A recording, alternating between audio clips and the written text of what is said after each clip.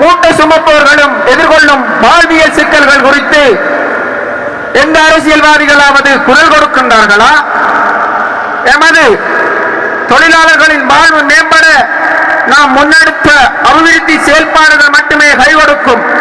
மாறாக ஆனால் நாங்கள் என்று எங்கள் தலைவர் செயலாளர் இல்லை என்று சொன்னாலும் நாங்கள் எமது கடமையை செய்வோம். ஆனால் இன்று எமது தலைவர் இல்லாத காரணத்தினால் உங்கள் கண் முன்னே பார்க்கலாம், இங்கு அழகாக கண்ணுக்கு முன்னுக்கு குளிர்ச்சியாக இருக்கின்ற பஸ் ஸ்டாண்டின் காலமும் இன்றைய நிலையில் இப்பகுதிக்கு என்ன நடந்திருக்கின்ற காலத்தை நீங்களே சிந்தித்துக் கொள்ளுங்கள். நாங்கள் எந்த ஒருவரையும் ஏமாற்றவில்லை, பொய் சொல்லவில்லை. ஏற்ற நேரத்தில் எங்களது கடமையையும் நேர்மையும் சரியான முறையில் செய்துள்ளோம். எனவே உடந்தும் எங்களது சேவை கிழக்கு மாகாணத்துக்கு கட்டாயமாக நாங்கள் செய்தே ஆகுவோம்.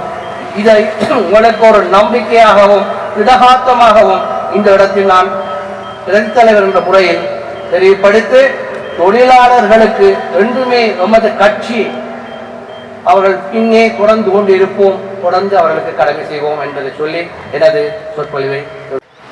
காரணம், எமது கட்சி ஒரு ஜனநாயக நீரோட்டத்தில் ஓடும் மீன்களை வைத்துள்ள கட்சி. அந்த மீன்களுக்காக அந்த நீரோட்டத்துக்கு எந்த ஒரு பாரமும் இல்லை. அதில் அந்த நீரோடையில் துள்ளி குளித்து சந்தோஷமா திரிகிற காலம்.